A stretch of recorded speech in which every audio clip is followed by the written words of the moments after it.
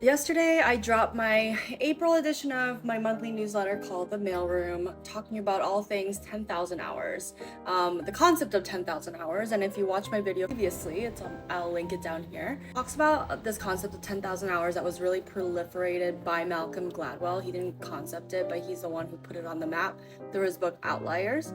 And this concept is that if you have focused, consistent hours put into practicing something, and practicing something could be a hard skill, it could be a soft skill, anything in this life, eventually you become a master of it. You have an expertise. And so on average, 10,000 hours takes about, we're to really solely focus, dedicate. It's not about going to a job 9 to 5, it's about you putting in the time to do the work consistently and focus. Let's just say that takes you like 3 hours, whether it be like for myself as a marketer, maybe it's like making briefs, maybe it's like running meetings, maybe it is critical thinking or creative strategy. The 3 hours that I put in every day would average around like between 5 to 10 years. 3 hours would be about 5 years, but if you were to do any less than that, it'll take you about 10 years, etc. But think about that for a second. When our economy is entirely based on and hinges on this idea of apprenticeship, and it's not even the economy, the human experience leans on apprenticeship.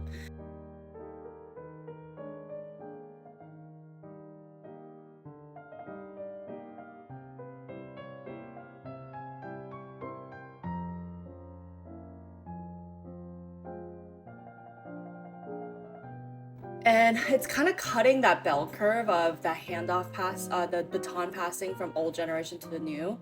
And this not only just how I've been thinking about this is like it not only impacts just the cycle of how human nature have always been passing down things from generation to generation, but also just how our economy is built and our economy, meaning the American economy, is built. The American economy is built on this concept and this fable called the American Dream. And one of the American dreams is that you are able to have an upward mobility.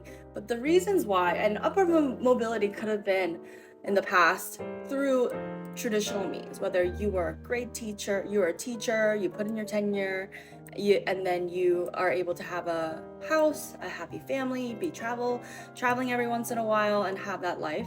But nowadays, where all the money has become, one, privatized, and two, because it's privatized, it's less regulated, and it is an even more capitalistic society and structure. And so winner takes all kind of mentality comes in. Only the biggest and the few get all the resources and the funding, and money equates what is successful and not necessarily by value it brings into society. So it ends up happening that in the last 10 to 20 years, maybe, the most desirous jobs that really signified you to having a chance at achieving that American dream is white collar jobs at these big tech companies, right? FANG is another one that used to be a coveted term and something that you wanted on your resume.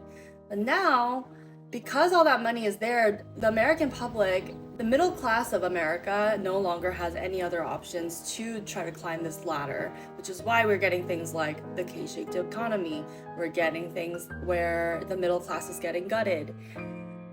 And so I say this to kind of bring about this thought that I've been having, because I was very lucky that I was able to enter. I did white collar jobs and I am still a white collar worker, but I just don't know what that's going to look like in the future. If there's less and less demand on these apprenticeship jobs where you kind of put in the time, you do the busy work, you learn osmosisly, and then you move up. But if there's not even a need for something like that, for training, just don't know how the next generation will survive. But on the good news front, I think it will also, so many educated people will be flooding the market with college degrees, various interests, technological savviness. I do think we're going to see innovation in other sectors, but what we need to do is to focus on putting, either working with our government or electing officials who really value the other work, not just tech companies or not just things that print money. We don't all want to work in oil refineries, right? We're not all looking to work for big tobacco, big oil, big tech. how can we bring value back to other things that help bring our society more whole?